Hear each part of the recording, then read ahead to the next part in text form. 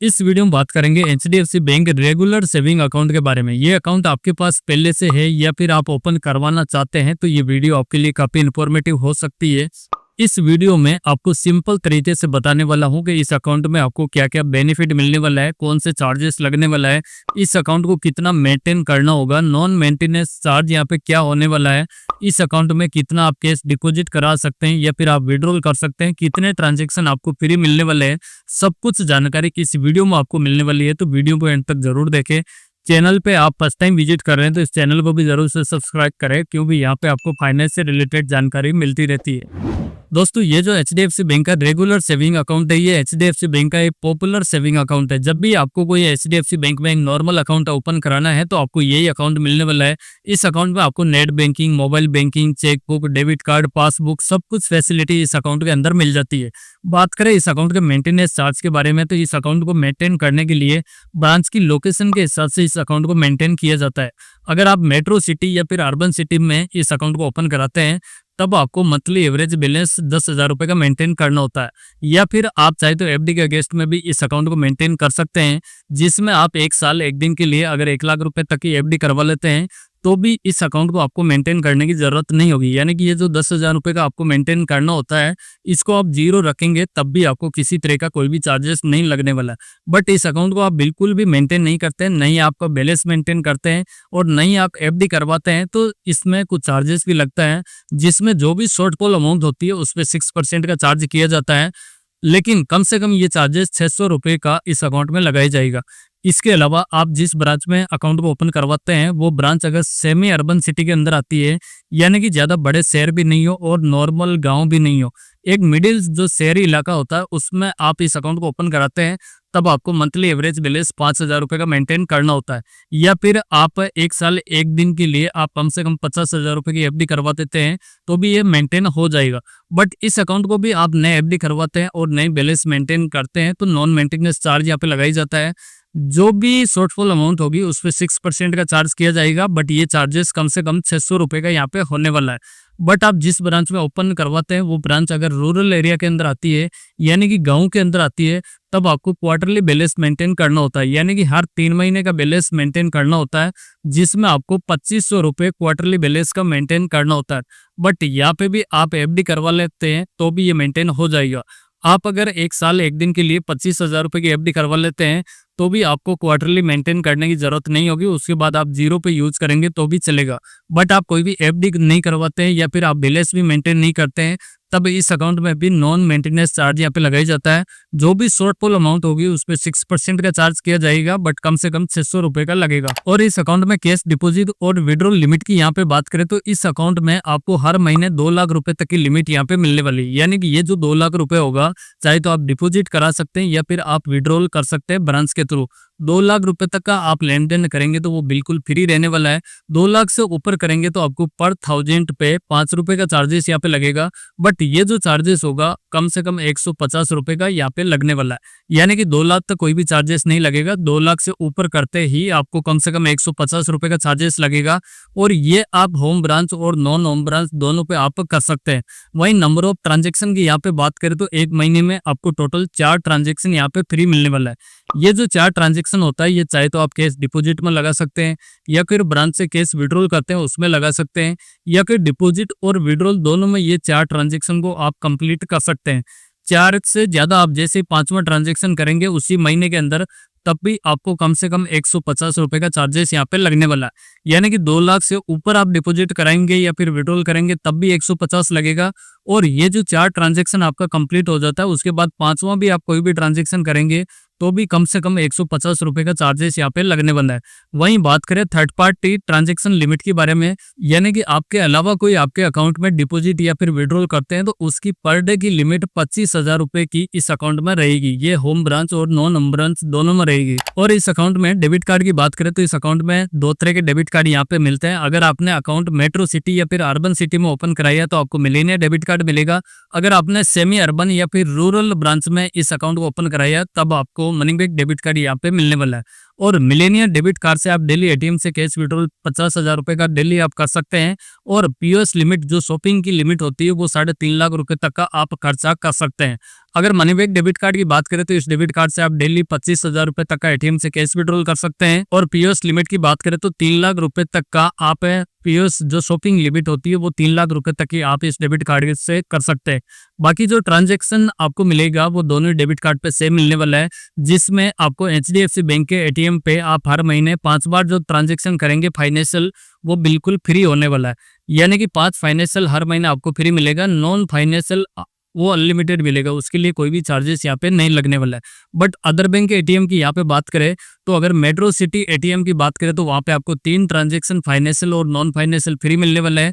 और बाकी other bank के एटीएम पे जो नॉन मेट्रो सिटी के हैं उन पे आपको हर महीने के 5 ट्रांजैक्शन फ्री मिलने वाला है। और ये जो ट्रांजैक्शन होगा ये भी फाइनेंशियल और नॉन फाइनेंशियल दोनों होगा। ये जो ट्रांजैक्शन लिमिट होती है ये कंप्लीट होने के बाद आप कोई भी ट्रांजैक्शन करते हैं तब आपका कोई भी फाइनेंशियल ट्रांजैक्शन होता है तो उसके लिए आपको 21 रुपये प्लस जीएसटी देना होगा। और नॉन फाइनेंशियल ट्रांजैक्शन के लिए आपको 8.5 रुपये प्लस जीएसटी का देना होगा। और इंडिया के बाहर इस डेबिट कार्ड को यूज करते हैं, अगर आप कैश विड्रॉल के लिए यूज करते हैं तो वहाँ पे आपको 125 रुपये पर ट्रांजेक्शन का देना होगा। और आप कोई भी बैलेंस इंक्वायरी वगैरह करते हैं तो उसके लिए आपको 25 रुपये प्लस जीएसटी का देना होगा। और साथ में जो भी आप कैश विड्रॉल का ट्रांजेक्शन करेंगे उस पर 3.5% तक का फॉरेक्स करेंसी एक्सचेंज चार्ज भी यहाँ पे लगने वाला है। और बैलेंस अनसफिशिएंट होने के बाद भी आप कार्ड को यूज करते हैं तो उसके लिए भी 25 रुपये प्लस जीएसटी का चार्जेस लगाई जाएगा। दोनों ही डेबिट कार्ड के चार्जेस की यहाँ पे बात करें तो फर्स्ट टाइम ये जो डेबिट कार्ड मिलने वाला है बिल्कुल फ्री मिलने वाला है। उसके बाद एनुअली चार्जेस होगा, अगर मिलेनियर है तो उसके लिए आपको 500 रुपये प्लस 18% का जीएसटी देना होगा। अगर आप मनी बैग लेते हैं तो उसके लिए एनुअली 300 रुपये प्लस 18% का जीएसटी देना होगा। और आप अपने कार्ड को रिप्लेसमेंट वगैरह करवाते हैं तो उस केस में आपको 200 रुपये प्लस 18% का जीएसटी देना होगा। और इस अकाउंट में आपको नेट बैंकिंग और मोबाइल बैंकिंग की फैसिलिटी बिल्कुल यहाँ पे फ्री मिलने वाली है, जिसको यूज करके आप कोई भी एनईएफटी या फिर आरटीजीएस या फिर यूपीआई के ट्रांजैक्शन बिल्कुल फ्री में कर सकते हैं। हालांकि जो आईएमपीएस के ट्रांजैक्शन होंगे उनके कुछ चार्जेस यहाँ पे लगने वाले हैं, जिसमें अप टू 1000 रुपए तक का आईएमपीएस आप करते हैं तो उसके लिए आपको 3.5 रुपए का चार्जेस देना होगा। और 1 लाख रुपए तक का आप आईएमपीएस का ट्रांजैक्शन करते हैं तो उसके लिए पर ट्रांजैक्शन 5 रुपए का चार्जेस देना होगा। और 1 लाख से लेके 5 लाख रुपए तक का आप कोई भी आईएमपीएस का ट्रांजैक्शन करते हैं तो पर ट्रांजैक्शन का आपको 15 रुपए का चार्जेस यहाँ पे देना होगा। बट अगर आप एनईएफटी वगैरह ब्रांच के थ्रू भी करवाते हैं, एनईएफटी या फिर आरटीजीएस, तो उसके लिए भी कुछ चार्जेस यहाँ पे लगाए जाते हैं। जिसमें आप एनईएफटी ब्रांच के थ्रू 1 लाख रुपए तक करवाते हैं तो उसके लिए आपको 2 रुपए का चार्जेस देना होगा। और 1 लाख से ऊपर आप करवाते हैं तो उसके लिए आपको 10 रुपए पर ट्रांजेक्शन का देना होगा। ये ब्रांच के थ्रू एनईएफटी करवाते हैं तब।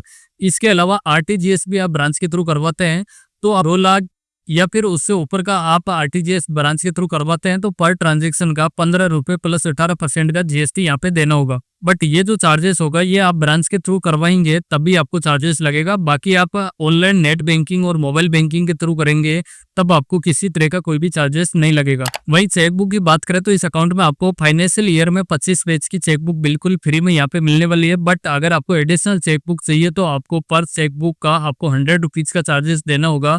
वही सीनियर सिटीजन की बात करें तो उनको एडिशनल चेकबुक चाहिए तो उसके लिए 75 रुपीज का चार्जेस देना होगा। इस अकाउंट में पासबुक की बात करें तो पासबुक आपको फर्स्ट टाइम बिल्कुल फ्री में मिलने वाली है। बट आपकी पासबुक कहीं गुम हो जाती है, खो जाती है, इस केस में आपको डुप्लीकेट पासबुक लेना है तो उसके लिए भी आपको 100 रुपीज प्लस 18% का जीएसटी लगेगा। और अगर सीनियर सिटीजन इस पासबुक को लेते हैं तब उनको 90 रुपीज का चार्जेस देना होगा। और इस अकाउंट में डीडी या फिर एमसी इशू करवाते हैं तो उसके लिए भी कुछ चार्जेस देना होता है, जिसमें अप टू 10,000 रुपए तक का आप इशू करवाते हैं तो उसके लिए 50 रुपीज का चार्जेस देना होता है। और सीनियर सिटीजन इशू करवाते हैं तो उनको 45 रुपीज का चार्जेस देना होता है। बट 10,000 से ऊपर इश्यू करवाते हैं तो पर 1000 पे 5 रुपए का चार्जेस होगा।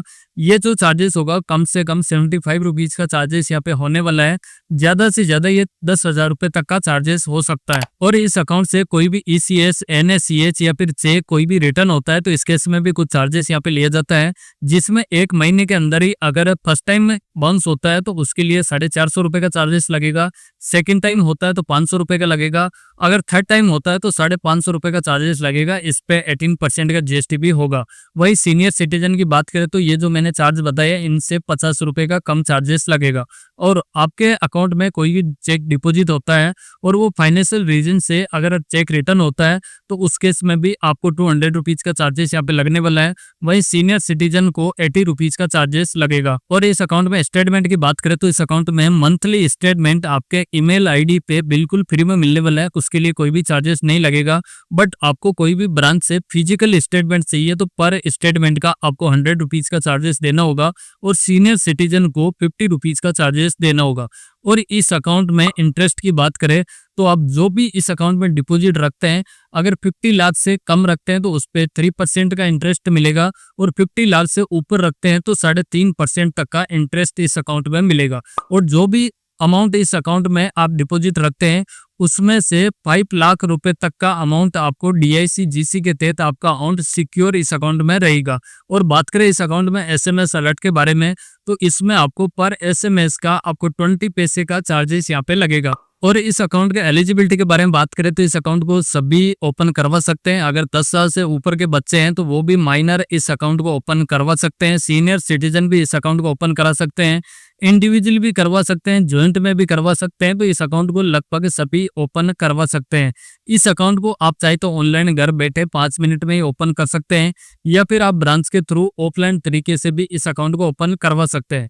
अगर इस अकाउंट को आपने ओपन करवा लिया और आपको क्लोज करवाना है तो अगर फर्स्ट 14 डेज के अंदर यानी कि 14 दिन के अंदर ही इस अकाउंट को क्लोज करवाते हैं तब आपको किसी तरह का कोई भी चार्जेस नहीं लगेगा। बट 14 दिन से लेके 1 साल के बीच में आप कभी भी क्लोज करवाते हैं तो उसके लिए आपको 500 रुपए प्लस 18% का GST आपको लगने वाला है।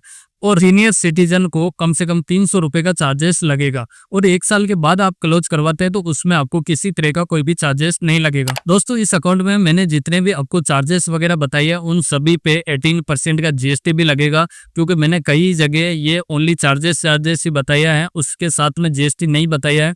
तो आप मान के चलिए कि ये जितने भी चार्जेस है उन सभी पे 18% का GST भी लगेगा। इस अकाउंट को ICICI bank regular saving account से अगर कंपेयर करते हैं तो काफी बेस्ट है, क्योंकि इसमें आपको 2 लाख रुपए की कैश की लिमिट मिल जाती है, 4 ट्रांजेक्शन कैश का फ्री मिल जाता है।